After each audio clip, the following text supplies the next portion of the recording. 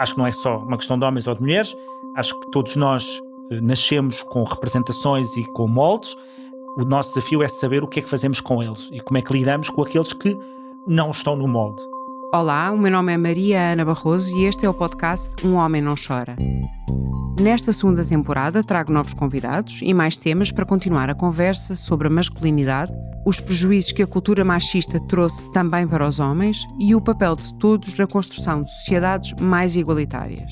O meu convidado de hoje é Adolfo Mesquita Nunes, tem 46 anos, é advogado e está por esta altura afastado das lides políticas, mas já foi deputado, secretário de Estado do Turismo e vice-presidente do CDS-PP. Em 2021 desfiliou-se do partido e está hoje aqui para conversarmos sobre este tema, para mim, fascinante, da masculinidade e dos problemas que existem à volta disso. Olá, Adolfo, obrigada. Olá, obrigado eu pelo convite por tirar para estar aqui parte do seu tempo para conversarmos. Adolfo, eu começava por lhe perguntar,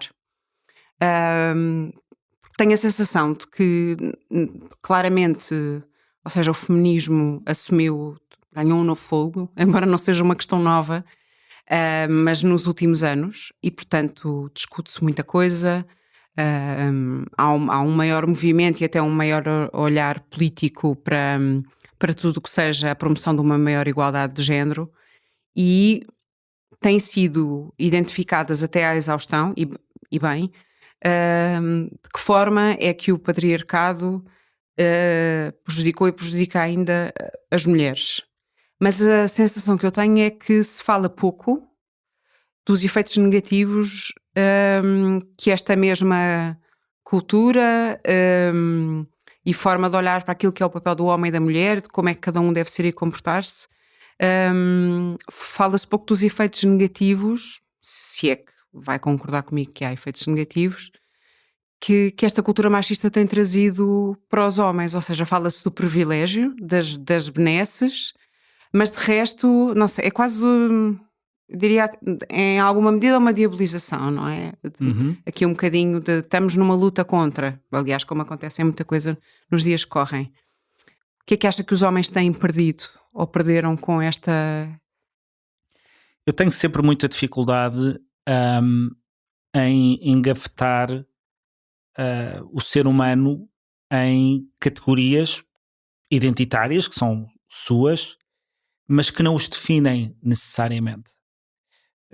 Ou seja, é evidente que as mulheres têm desafios que são desafios comuns a muitas delas. Mas a forma como esses desafios são interpretados, como são vividos, como são superados, depois depende da individualidade de cada uma delas. E a mesma coisa relativamente aos homens, ou aos católicos, ou aos homossexuais, a qualquer outra característica identitária. E muitas vezes nestas conversas que eu acho que são úteis sobre o papel da mulher, o papel do homem, há por vezes a tendência de como que encapsular todas as mulheres num estereótipo ou num arquétipo, mesmo que seja para as proteger, e a mesma coisa com qualquer outra característica identitária. Sim. E eu gosto de frisar sempre que antes de tudo isso sou pessoa, e isso basta-me, descreve-me, não é? Aliás, o caminho desculpa interrompê-lo, mas devia ser esse, não é? Precisamente, exato. É deixarmos de... E eu digo isto muitas vezes, eu pelo facto de ser pessoa tenho toda a dignidade do mundo. Não há ninguém que tenha mais dignidade do que eu. Também não há ninguém com menos dignidade do que eu. Mas aquilo que eu resisto sempre não é o de identificarmos desafios que são comuns a determinadas características identitárias, e depois elas podem estar mais marcadas numas geografias do que noutras, mas é a ideia de que perante aqueles desafios uma mulher autêntica tem de pensar, responder e corresponder de uma determinada maneira, que é aquela que seria a maneira certa. E eu não gosto dessa discussão. E, portanto, tenho muita dificuldade na generalização sobre homens e mulheres, porque temos esta característica, mas cada um de nós vive-a de maneira muito diferente. E, portanto, há desafios que os homens com certeza sentem do ponto de vista, enfim, são desafios que podem ser comuns, mas eu não sei se os conseguiria descrever, se os conseguiria categorizar dessa maneira, precisamente porque acho que isso não chega para me definir. O Tony Judt tem um artigo penso que são nas memórias, muito interessante, ele chamado Edge People. Sim. E onde ele diz que todos nós somos pessoas de interseções, nós temos em nós todas as contradições do mundo.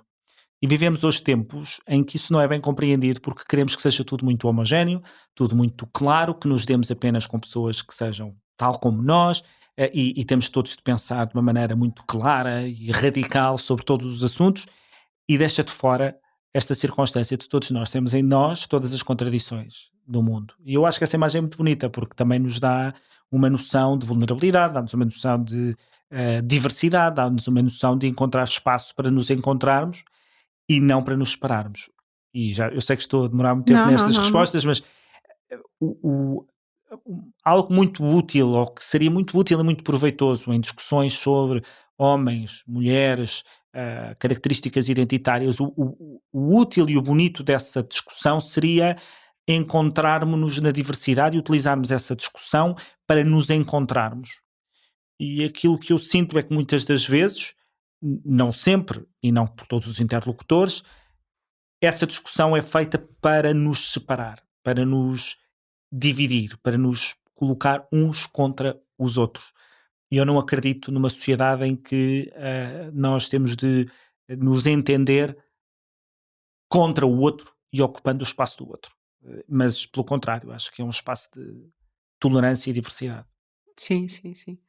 Mas, enfim, só estava a pensar no que me estava a dizer e acho que é verdade que eu estou na pergunta a segmentar, mas até sinto que o facto de se falar nestas questões vai um pouco de encontro ao que disse, porque, olha, é um bocadinho, como sabe certamente, como acontece em relação aos políticos ou a outras classes, mas aos políticos seguramente, não é? Que é, os políticos foram criados numa estufa, não é? E, portanto, os portugueses são uma coisa e os políticos portugueses são outra. Nada a ver, não é? Sim. E da mesma forma, no caso dos homens e das mulheres, é um bocado esta coisa quase... Eu não vou matar por causa disto, mas quase infantil, não é? O bom e o mau, o preto e o branco, e portanto, mulheres, ou seja, como se os homens nascessem há uma parte dessa discussão que pode resvalar para aí. Não é aquela onde eu gosto de estar e porque não a acho útil, não é? Eu não, ou seja, e a propósito dessa, quando resvala para aí, provoca sempre uma reação adversa e depois a discussão já só é feita nessa polarização entre quem defende um lado contra o outro e como a liberdade da mulher só pode existir em ataque ao homem, e o homem é sempre... Quer dizer, esse género de discussões não me interessa, mas interessa a muita gente.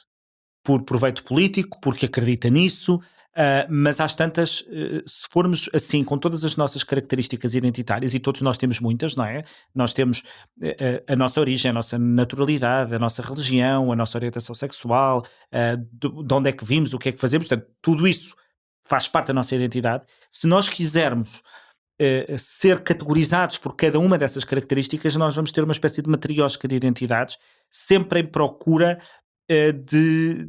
dessa luta que eu acho que não é produtiva. É quase como que dizer que a nossa... anda-se à busca do estatuto de vítima para se ter um estatuto político. E, portanto, eu tenho de encontrar algo onde eu possa dizer eu sou vítima, que é para poder ter um estatuto, para poder ter legitimidade, para poder ter autoridade.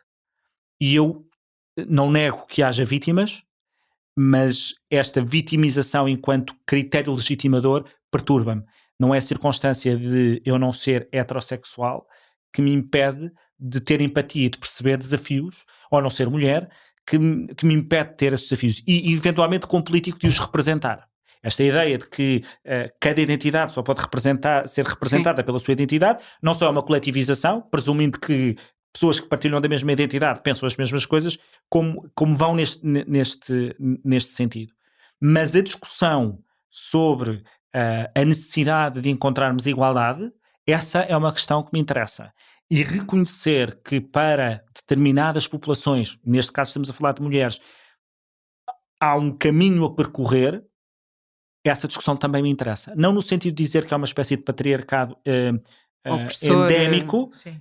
porque muitas das vezes o patriarcado que existiu, nos casos é sistémico, endémico, noutros casos que resiste, é inconsciente, é falta de atenção, e portanto essa discussão acho que me interessa muito. Eu fui, disse há pouco, eu fui vice-presidente do CDS, a minha presidente era uma mulher, e eu sinceramente apercebi-me pela convivência com ela, e sobretudo pelo seu percurso e a forma como gerava reações, etc., apercebi-me que de facto ser mulher na política tinha desafios muito próprios. Não que ela se queixasse, quero dizer isso, pelo contrário.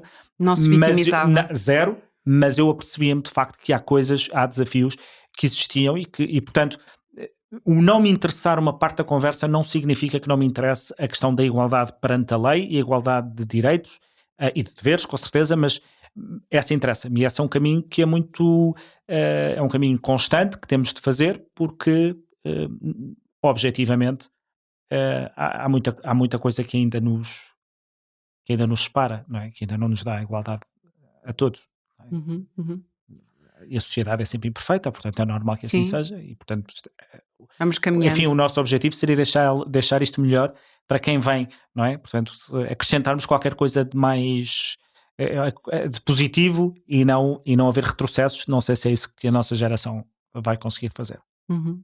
E portanto, pondo isto ao contrário, prometo que largo o tema, Sim. não, o tema não largo, mas enfim, este aspecto em concreto, consegue, ou seja, se pensarmos num estereótipo, como estereótipo que é depois, como dizes, barra naquilo que são as características de cada ser humano, não é?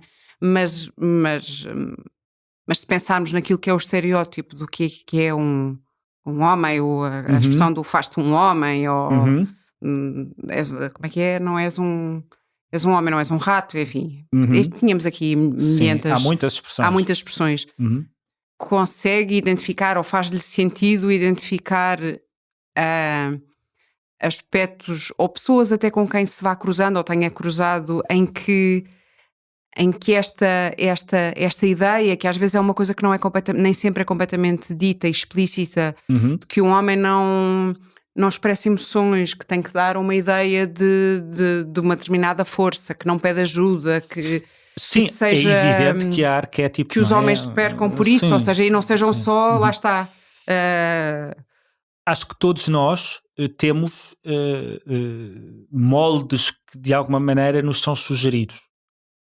E os homens também têm, mas os jornalistas se calhar também têm, se calhar há uma espécie de jornalista modelo, arquétipo do que é que deve ser, como é que deve reagir, portanto não é uma coisa, onde é que eu quero chegar com isto? Para dizer que é algo mais connatural à sociedade e à existência, porque também os nossos cérebros funcionam melhor com atalhos mentais que nos organizam, porque se nós tivéssemos que pensar em tudo na nossa vida, exatamente. Nós tomamos milhares de decisões por dia e se nós tivéssemos que pensar em cada uma delas não saímos da cama. E portanto sim, acho que não é só uma questão de homens ou de mulheres, acho que todos nós nascemos com representações e com moldes o nosso desafio é saber o que é que fazemos com eles e como é que lidamos com aqueles que não estão no molde. Limitamos-nos a olhar e dizer, olha, há outros moldes e aceitar isso com... Não é tolerância, porque é uma expressão que eu não gosto de utilizar aqui, porque eu acho que isso o molde distinto não necessita da aceitação do anterior, portanto não é uma questão de tolerância, mas é uma questão de igualdade e de liberdade de cada um poder ter o seu molde. É? E por isso isto acaba por ser às vezes uma questão, tornar isto muito individualista, porque é esta sensação de que cada um é livre de ser como quer, e há pessoas que não se sentem confortáveis com este individualismo.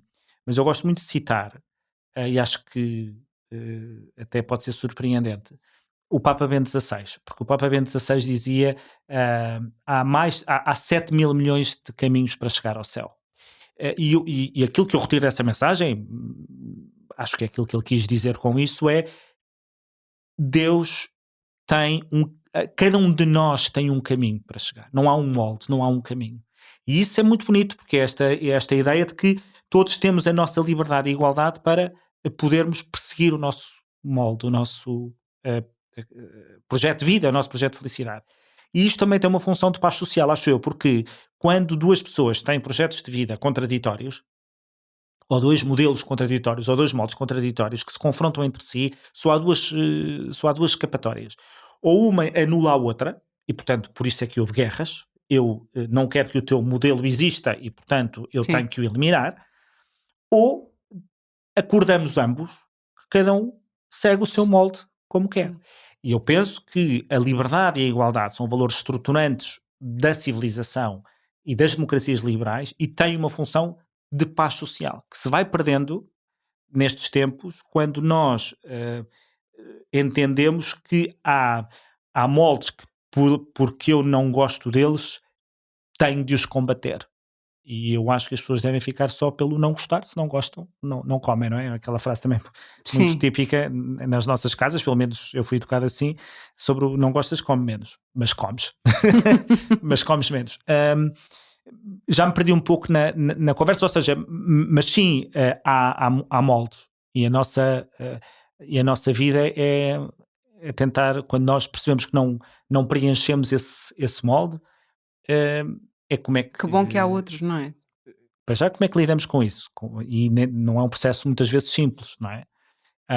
E hoje em que há muita pressão, estamos tipicamente num tempo em que descobrimos uma enorme diversidade, portanto é extraordinário os tempos em que vivemos, em que hoje as pessoas são mais livres. O caminho pode estar a regredir, mas objetivamente, comparando com há 20 anos, as pessoas hoje são muito mais livres de expressar a sua individualidade. Mas curiosamente há cada vez mais pressão para elas estarem num molde, mesmo que o molde já não seja único e que haja uma enorme diversidade, mas como se houvesse uma necessidade de temos de nos encaixar num molde que está mais perto daquilo que somos. E para sermos deste molde temos que pensar e reagir de uma determinada maneira. Portanto, não deixa de ser paradoxal. E eu acho que as redes sociais e este efeito de grupo está a matizar ou está a empalidecer a beleza da diversidade que nós conseguimos nas últimas décadas. Uhum. Precisamente por falar na questão de que, indiscutivelmente, ainda que seja um caminho das pedras, que há muito maior liberdade para a diferença e para a diversidade, uma das coisas que tem sido, que tem vindo ao de cima, ainda há semanas, por exemplo, o Economist, estou-me a lembrar, mas tem sido feito outros artigos, falava nisto, que é uma tendência para que os rapazes sejam, ou seja, quando nós pensamos, bom, se calhar estamos todos a ficar menos conservadores e as novas gerações seguem este movimento de, enfim, que por regra são menos conservadores do que os seus pais e do que os seus avós, mas o que se assiste e não é igual para ambos os géneros, que há quase um retrocesso e uma regressão, e com as novas gerações de rapazes a serem mais conservadores, portanto mais conservadores que as raparigas e mais conservadores do que as gerações que vieram antes. E por exemplo, num dos estudos que foi feito e foi realizado em quase 30 países europeus, uma das conclusões a que se chegou é que, em média, é maior a probabilidade de um homem até aos 30 anos neste universo e numa determinada amostra, como é evidente, mas que é maior a probabilidade de um homem até aos 30 anos achar que se foi longe demais na promoção dos direitos das mulheres e que isso lhes retira oportunidades e direitos, do que de haver um homem com mais de 65 anos a pensar isso. Eu não conheço essas estas realidades. Eu não conheço esses dados, não é? Mas conheço esta impressão de que as novas gerações valorizam menos a liberdade e a igualdade do que a nossa, e conheço esta impressão de que estes jovens se deixam seduzir mais por movimentos políticos mais polarizados e de extremos, seja à direita ou à esquerda. Conheço essa impressão, acho que é cedo demais para verificarmos se ela é estrutural ou se ela é meramente conjuntural, porque aquilo que também hoje se percebe é a enorme volatilidade dos jovens naquilo que procuram e naquilo que querem, o que aliás gera problemas às marcas que tentam dialogar com eles. E também pode colocar-se a questão de saber se eles estão a ser alvo de mensagens mais profissionalizadas por parte de quem quer vender, ou de quem quer impor, ou de quem quer sugerir, para ser mais justo, essas ideias. De que forma é que é instigado? E se nós, defensores de determinado tipo de valores, como a liberdade, a igualdade, esta diversidade e a beleza e a riqueza dessa diversidade, se calhar também temos de passar a ser mais profissionais na forma como tentamos interagir, porque aquilo que nós estamos a falar é de valores políticos e depois como é que eles se traduzem politicamente em eleições, porque depois isso vai traduzir-se em políticas públicas, que é aquilo que nos assusta, é saber se há determinado tipo de direitos que foram conquistados e se eles podem ser revertidos ou não, e portanto isso tem a ver, acaba sempre por ter essa consequência política. Ora, havendo estas consequências políticas, e a política sendo uma questão de sedução, porque é seduzir um eleitor a votar em nós, então eu acho que temos de fazer uma reflexão, todos aqueles que estão assustados com isso, sobre se estamos a conseguir, se os nossos valores são muito mais sedutores, e sinceramente acho que sim, porque permite a cada um realizar-se, e nada pode ser mais sedutor do que isto. Bom, então provavelmente não estamos a conseguir transmitir de forma profissional, utilizando os mesmos mecanismos e estando nos mesmos fóruns para poder provar isso. Mas há sempre uma parte geracional de reação à geração anterior. Enfim, não gosto nada de estar naquela circunstância de ser a geração que passou, não é? O meu tempo é que era bom. Exato. E portanto hesito ou resisto a fazer esse género de considerações. Mas não deixa de facto de ser assustador perceber que não é uma linha contínua de liberdade, de liberalização. Sim. Que não é essa linha contínua. Isso obriga-nos a refletir, claro.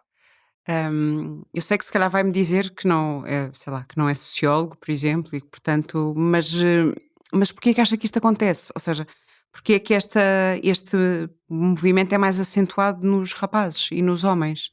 Dá algum regresso a um maior conservadorismo? Vamos imaginar, por exemplo, agora já está afastado da política, mas, por exemplo, até nessa função, esse tipo de reflexão imagino que seja necessária, não é? Para se perceber como é que os eleitores... Se o debate das liberdades se faz como oposição a algo, como eu vou resgatar algo, há sempre quem se defenda, há sempre quem sinta que ficou a perder e não a ganhar. E é por isso que eu no começo desta nossa conversa disse, há uma parte da conversa que não me interessa tanto ter, porque eu acho que ela é redutora, ela é confrontacional e ela diminui-nos. Ela, a pretexto do reconhecimento de mais diversidade, ela como que nos acantona e nos reduz. Portanto, a minha resposta seria, há uma conversa sobre liberdades que tem de ser tida numa perspectiva agregadora e não numa perspectiva confrontacional.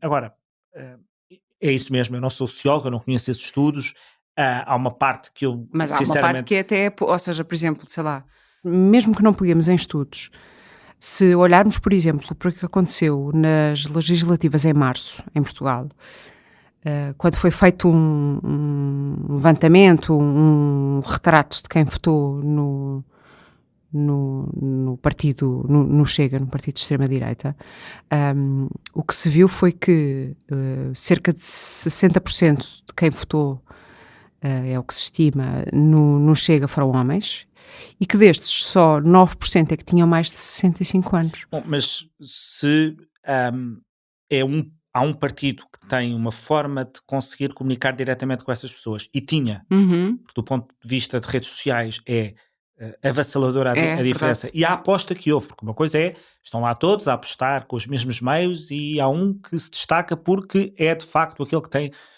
maior receptividade. Não é isso. Sim, Houve um que apostou e mais ninguém apostou em sim, condições. sim. Portanto, é um pouco isso que eu falava. E depois acho que não se pode permitir, e isso faz parte, enfim, um- os movimentos políticos não podem deixar que fiquem nas mãos de partidos radicais ou antissistema, não é? À direita e à esquerda, valores que deviam ser valores comuns. Depois com diferentes Claro, sim. abordagens, Uhum. mas o gostar de ser português, a nacionalidade, o orgulho na nossa história, quer dizer, depois podemos ser críticos relativamente à nossa história, podemos ser muito críticos Mas lá relativamente está, àquilo, também aí parece que não podemos. mas de alguma maneira quase que se as pessoas são confrontadas com só podes ter duas opções, então o risco que nós corremos é que parte delas vá para uma opção que no final é Sim, aquela com a qual nós não concordamos, porque parece que não permitimos uma espécie de meio termo, de discussões cheias de matizes e cheias de cinzentos, hum, ou que pedimos às pessoas permanentemente para se demarcarem umas das outras, que é uma coisa muito típica agora das redes sociais, é se eu me dou com não sei quem, se a pessoa faz um comentário menos feliz, ou te demarcas, ou então pensas o mesmo, e às tantas as pessoas passam a vida a demarcar-se umas das outras e a chatear exato. e a atomizarem-se cada vez mais, que me faz pouco sentido. Portanto, eh, eu gostaria que a moderação tivesse intérpretes radicais. Que fossem radicais na moderação, fossem sexys na moderação. O António Pires Lima, uma vez, já há muitos anos, disse que o CDS devia ser um partido sexy. Portanto, Sim, sim. essa expressão ficou e eu utilizo-a muitas vezes. A moderação é sexy, pode ser sexy. Não podemos deixar que seja só, que a única coisa provocadora seja ser antissistema. Não, há muita coisa para podermos provocar e para podermos seduzir aqueles que ahm, querem ter uma oportunidade na vida e não querem ficar para trás e estão legitimamente à procura de culpados, Sim, porque a nossa sociedade, nos últimos anos, tem sido sempre a falar de culpados. sim. E, portanto, E isso acho também que gera gera, um gera. sentimento de Gera porque às tantas, necessidade de defesa se os também, se calhar. culpados, aqueles que são apontados como culpados, já são culpados há tantos anos, é preciso ir buscar outros culpados e, portanto, o discurso político está muito infantil, ele não é um discurso maduro e trata-se o eleitorado como se ele não fosse maduro e acho Uhum. que podia ser refrescante ver alguém radical na forma como fala, hum, poder seduzir o eleitorado para propostas políticas moderadas. Sim, era bom. Se todo o nosso diálogo político for feito com gavetas, então será sempre confrontacional. Exatamente. Terá sempre essas reações, não é? Hum, e portanto, gosto de olhar para as pessoas como indivíduos, com a plena noção de que indivíduos com determinados traços identitários têm desafios que são muito próprios. E aquilo que devia ser função das políticas públicas, e portanto, é que o nosso contexto de nascimento se tornasse o mais irrelevante possível para as nossas condições de Sim. ser felizes, não é? Sim, não só em Depois, termos de ter género, êxito na como vida e o de. êxito aqui é Sim, aquilo que a pessoa quiser, não exatamente, é? sim, sim, sim. E infelizmente o nosso contexto de nascimento ainda nos marca muito e ainda nos condiciona muito e há de condicionar sempre, é normal, não vivemos numa sociedade perfeita, mas a função das políticas públicas era tornar essas condições o menos relevantes possíveis. Sim, Ah, sim. sim. Pegando nisso precisamente, tenho esta curiosidade, se quando nos seus, enfim, nunca está completamente afastado, obviamente, de, imagino, não sei, se define como um político, se é um político ainda, ou seja, não é uma coisa em que haja uma clivagem. Está a fazer esse sorriso, já disse alguma asneira. Não, não, Mas- não, nunca me considerei. um político. Não é bem isso. Nunca quis que a política fosse a minha vida profissional. Sim, Isso eu sim, isso já consigo disse dizer. várias vezes, Isso eu sim. consigo dizer. Sim, sim, sim, Sobre se isso, sou claro. político ou não, vou deixando que a vida vá respondendo a essa pergunta, não é? Mas acho que político serei sempre no sentido em que, É um olhar, não é? Sobre. sim, confesso que depois de ter deixado o comentário político há algum tempo, é refrescante não ter de estar a ter opinião sobre as coisas. E descobri que consigo estar mais tempo sem ter opinião sobre as coisas. Quando me perguntaram porque é que decidi sair do comentário político, eu digo muitas vezes que estava cansado de ter que ter uma opinião sobre as coisas. E portanto é refrescante não ter que a ter. Mas confesso que a tenho. Pois Ou é seja, isso. tenho. Não querendo virar as coisas para mim, mas eu era jornalista, já não sou. Mas costumo dizer que sou sempre jornalista no sentido em que há um olhar sobre as coisas Sim, que se sim. torna identitário, não é? De uma certa Sim, maneira. sim. E portanto, mesmo agora não estando no Política ativa. ativo, exatamente, se eu lhe disser que cerca de 70% dos suicídios que acontecem anualmente em Portugal e a proporção não é muito diferente noutros países, pelo menos no mundo ocidental, são levados a cabo por homens, que cerca de 90% da população prisional são homens, que os homens têm muito maior probabilidade de se tornarem violentos, de desenvolverem uma adição, de abandonarem a escola, e eu podia continuar na lista. Isto é uma realidade que acha que está na cabeça de quem tem os de quem faz política, de quem está na Assembleia da República, no governo, na oposição, seja o que for. Ou seja, eu acho, não tenho que achar, mas acho que isto é uma questão. Ou seja, fica a pensar, lá está, porque as coisas depois também não são estanques, não é? Que este tipo de realidade tem um efeito que depois não fica ali, não é? Ou seja, se há muito mais homens que são violentos e se não se e sabemos, não é? Falamos muito da violência doméstica e tudo mais, embora não sejam só homens. Mas há aqui um conjunto de questões que, por exemplo, revelam que a doença mental nos homens é menos tida em conta, ou, enfim, a questão do abandono escolar, isto tem uma repercussão que é maior, não é? Em termos daquilo que é, por exemplo, o desenvolvimento de um país, não é? Muitas destas coisas empobrecem. Bom, mas muitas delas, imagino eu, também sejam contextualizadas na pobreza, mas ou seja, mas não isto é deixa uma de ser questão, muito paradoxal sim. que, por um lado, e por isso é que eu acho que há riscos nestas conversas e queria tentar dizer isto de uma maneira que não pudesse ser translida, que é um pânico sempre que eu tenho. Lá está, não é? Dizemos que é mau, mas acabamos por ter sempre este filtro. Nós não podemos lutar por igualdade e por dizer que por mais características que tenhamos genéticas, isso não nos determina, e depois continuar a fazer Então, mas sim, considerações de retirar conclusões, ou seja, porque há essas diferenças.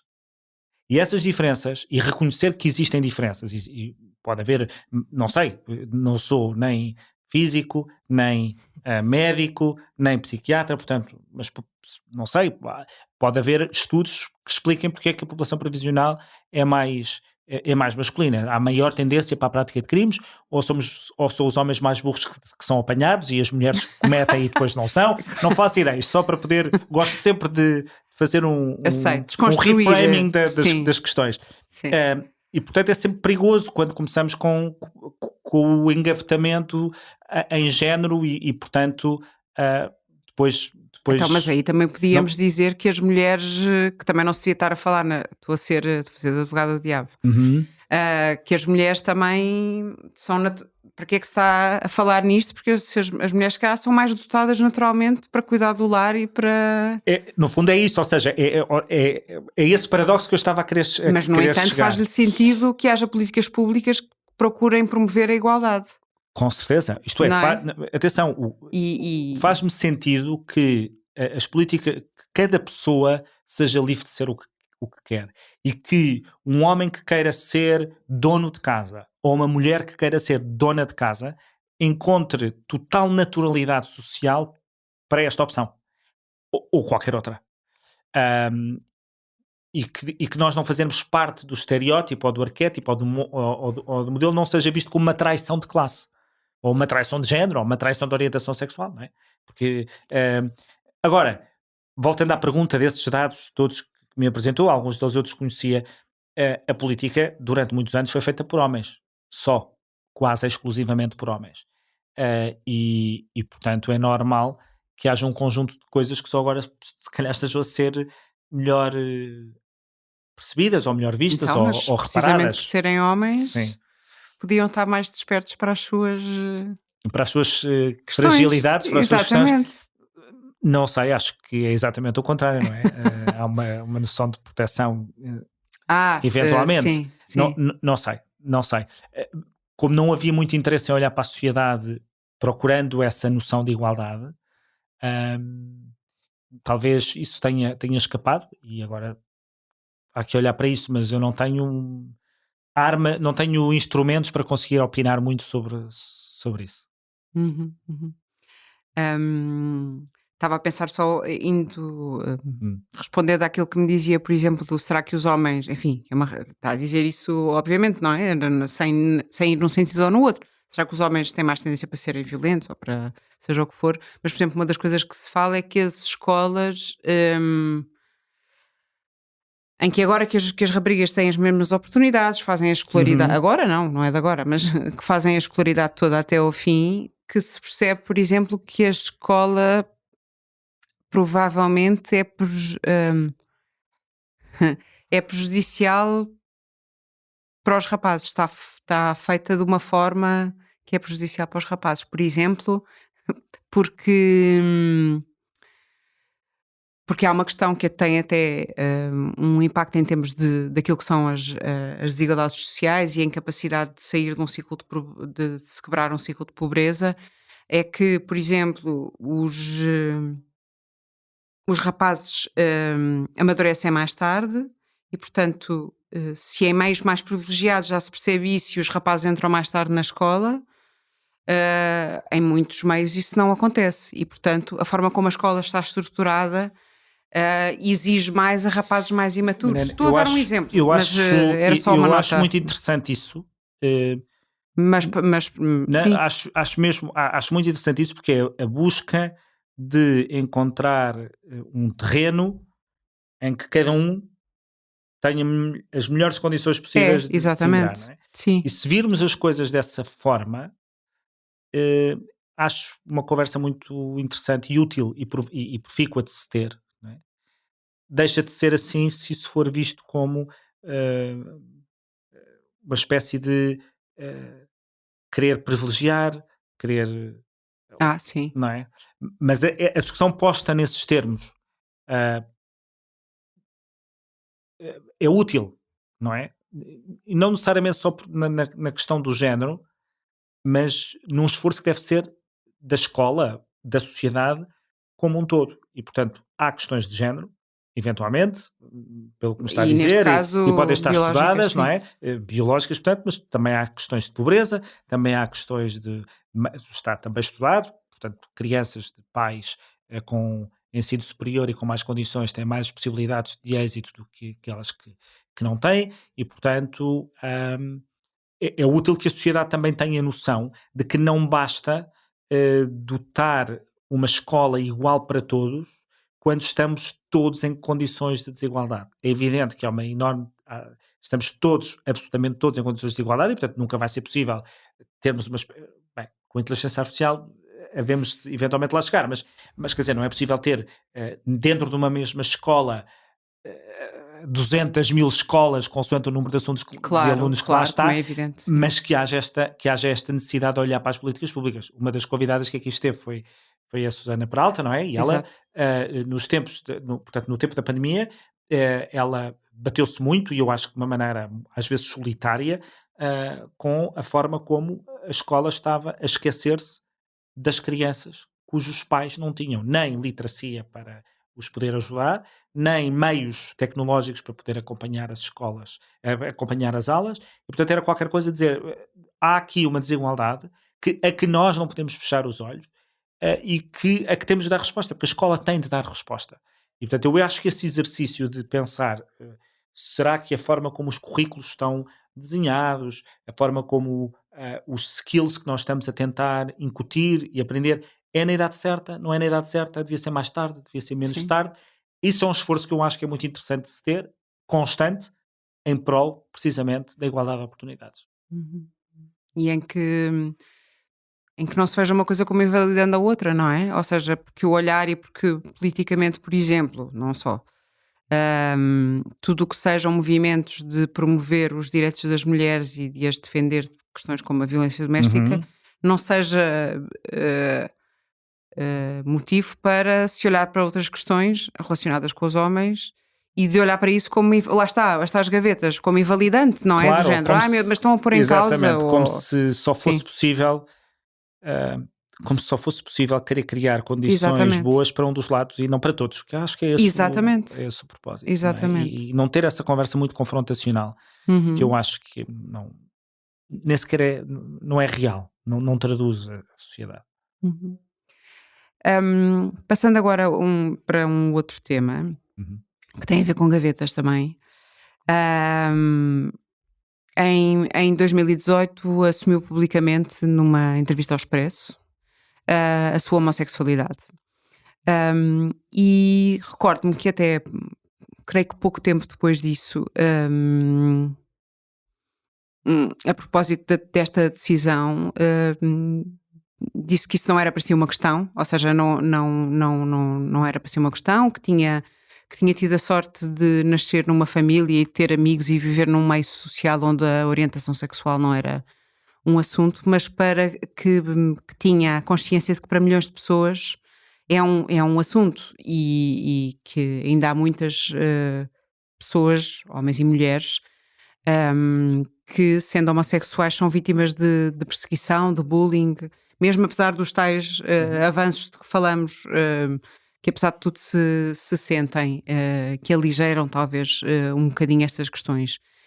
E, e o que lhe perguntava é se dentro desta descrição de perseguições, de ataques, de ameaças, se sente que, mesmo que não tenha sido a sua experiência, para um homem, para um rapaz, vamos até pôr nesse sítio, não é?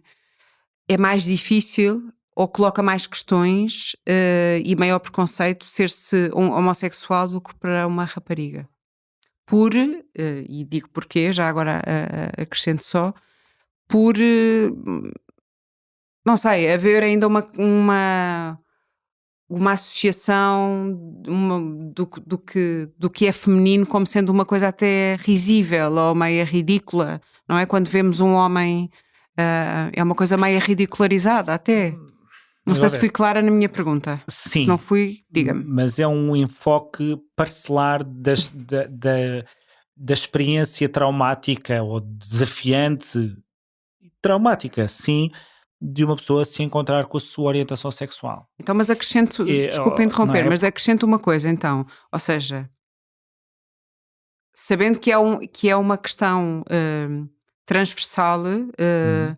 esta de ser, de surgir à norma, enfim, o que quer que isso seja, se ser-se homem ainda torna isto mais difícil. Não sei, confesso que não sei.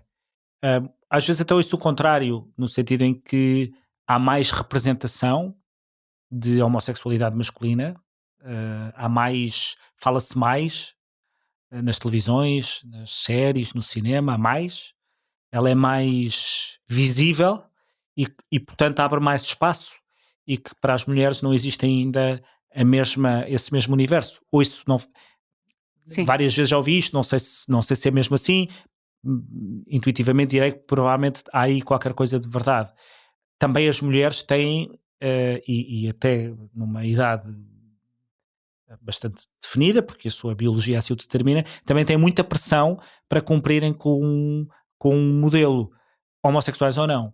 E, portanto, quando se fogem dessa norma, a pressão social é muito grande sobre elas. Portanto, não sei se ser homossexual masculino é mais, sobre esse ponto de vista, é mais difícil ou não. Sinceramente, não sei, não consigo ter opinião sobre isso. Sei que é difícil, será sempre difícil, mesmo quando eu digo que para mim não era um assunto, é evidente que ele é um assunto. O que eu quis, penso eu, se bem me recordo do contexto dessa afirmação, é eu não gosto de ser apresentado como um exemplo de como a orientação sexual não gera nenhum tipo de grande perturbação.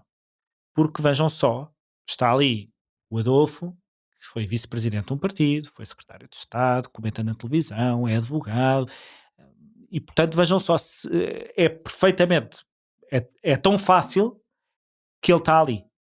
E eu não gosto de usar, não gosto que me usem como exemplo para isso, precisamente porque as minhas condições foram muito favoráveis para que eu pudesse, depois com algumas condições pessoais, não é? De resiliência, enfim, da maneira como me fui interpretando, trouxeram até aqui.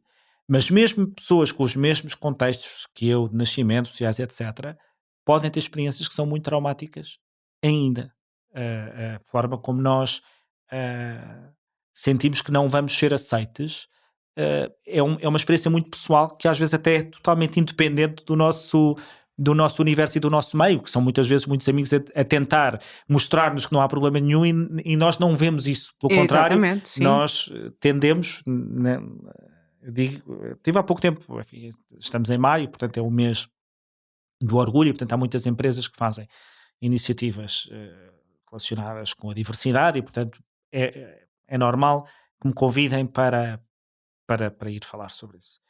E eu digo muitas vezes, e há sempre uma pergunta típica, e é muito engraçada essa pergunta, que é como é que nós fazemos sentir alguém que estamos ok com a orientação sexual dela sem estarmos a invadir? E eu disse, olha, isso é um problema sem solução, porque não há forma, não há...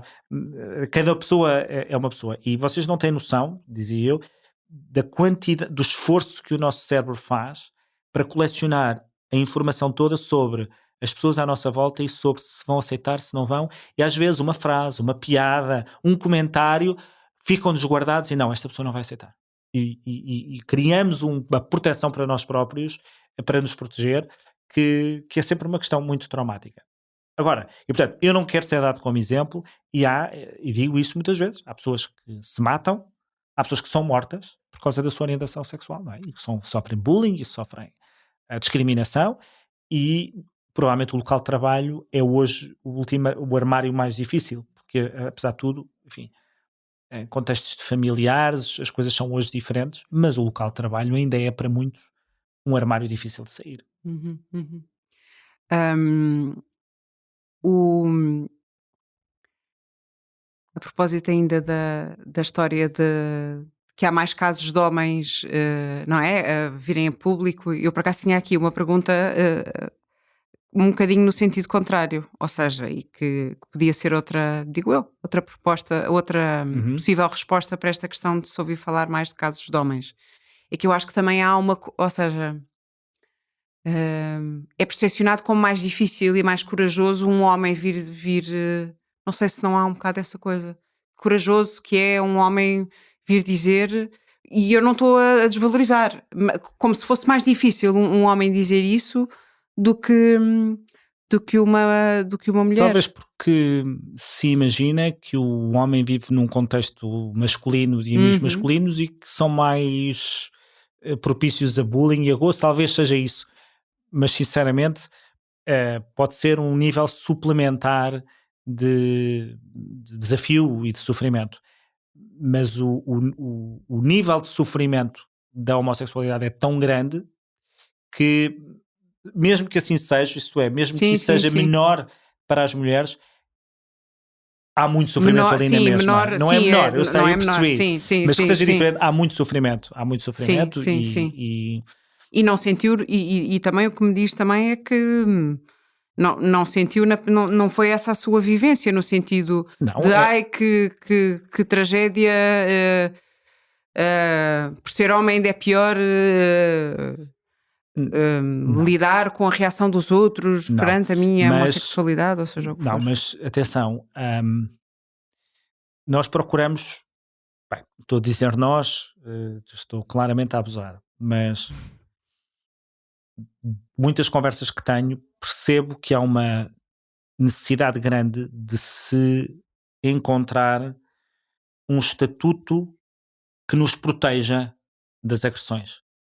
Seja ser o melhor aluno, seja ser o mais divertido da turma, seja ser aquele que faz os trabalhos de casa dos outros, seja aquele que vai para médico, seja aquele que atingiu qualquer coisa na vida.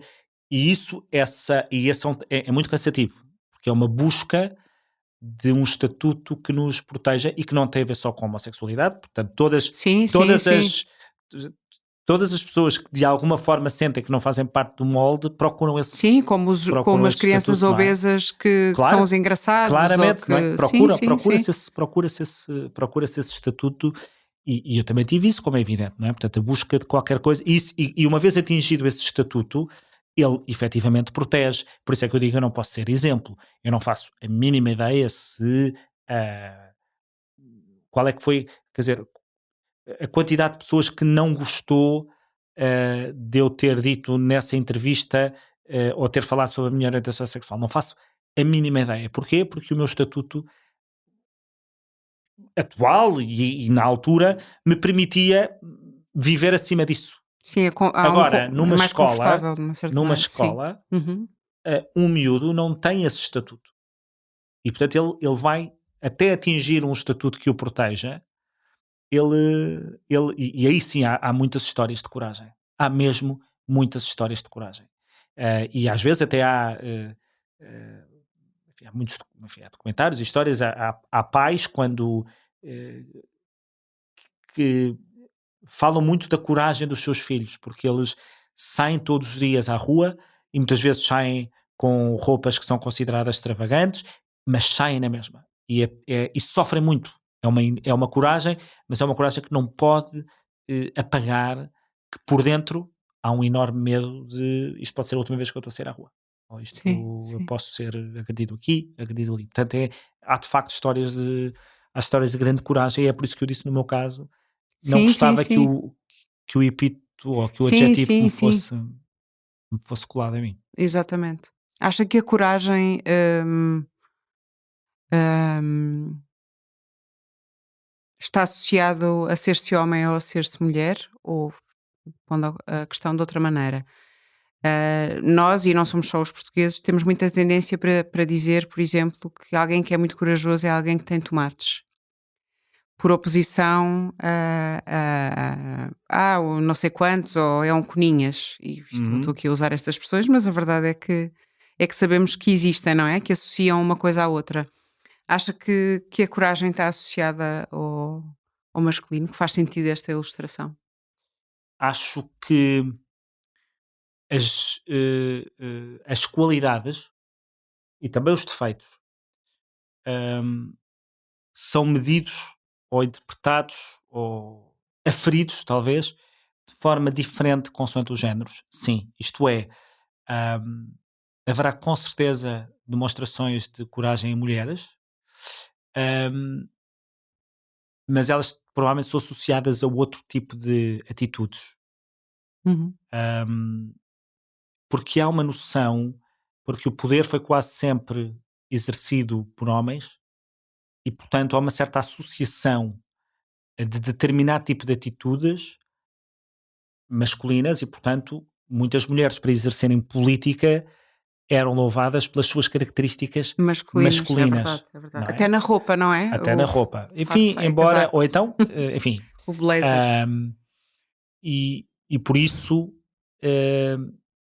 não é tanta questão sobre só há coragem em homens, isso acho que não, porque a nossa história está repleta até de exemplos em que as mulheres são louvadas pela coragem que tiveram, e a história portuguesa tem vários, não é? Desde logo a padeira de Alves Barrota. Não é tanto o haver ou não haver coragem no homem ou na mulher, é mais outra coisa, eh, os sinais, não é os sintomas, é as características que associamos a coragem, muitas das vezes associadas a coisas masculinas e não tanto. Isso sim, isso estou de acordo. E não há dúvida nenhuma de que uma mulher, quando está na política, ela é julgada e avaliada para já por muito mais, um número maior de requisitos do que um homem. Desde logo, a sua aparência. Não é? mulheres são muito julgadas pela sua Sim, aparência exato. e ridicularizadas, e isto é transversal. Transversal? No sentido em que não tem a ver com lados políticos. Uhum. Não tem a ver com lados políticos. Hum, não há maior tolerância à esquerda ou à direita perante estas coisas. Essa forma de olhar para as mulheres na política, eh, mais exigente, mais, mais rigorosa, eh, tanto acontece à direita como à esquerda. Sim, sim. Portanto, é mais estrutural, é mais É, social do que política, política partidária nesse sentido. Isso não tenho dúvidas nenhumas, assisti a isso, vi isso, e portanto uma mulher tem hoje, quando está na política, tem que ter preocupações extra suplementares que os homens que não os homens têm. não têm. Isso claramente, e depois a forma como agem, interagem, quer dizer, uma mulher que se exalta tem determinado tipo leva com determinado tipo de adjetivos, e um homem que se exalta se calhar leva com adjetivos positivos, não é? Exatamente, sim, Isso, por exemplo. isso claramente, portanto, isso é manifesto, o que não significa que as coisas não estejam hoje diferentes, e só estão diferentes porque há mais mulheres e porque elas enfrentam isso todos os dias, mas eu não faço a mínima ideia o que é, e apareci na televisão durante anos sucessivos e fui membro do governo e fui deputado, eu não faço ideia, não sei o que é sequer aquela ideia de como é que eu estou vestido para esta ocasião. Sim, o Não sei, corte de cabelo, não sei o que é, nunca soma soube o sim, que é isto de eu ser julgado. sim. Eu coleciono suspensórios, portanto eu usava muitos suspensórios, isso sim, era comentado, mas eu acho normal, não é uma coisa muito típica em Portugal, e portanto percebi, mas quer dizer, mas não, Sim, mas acho que eu nunca nem fui avaliado por havia isso. exatamente. Um Ah, homem não é suposto usar exatamente, suspensórios, nunca por fui, acho exemplo. eu, ou seja, era uma característica minha, eu usava muito, até era normal que as pessoas comentassem, era o que mais faltava que não, mas não, eu não fui julgado por isso. E uma Exato. mulher se está mais gorda, se não está, Hum, isso é claramente, é verdade, ainda é, sim. isso sim. Obrigada. Obrigado, eu espero ter correspondido às razões do convite. Claro que sim, claro que sim. Não se esqueça de nos seguir nas plataformas onde habitualmente ouve os seus podcasts, de comentar e partilhar. Nós voltamos em breve com mais um episódio. Até lá. O público fica no ouvido.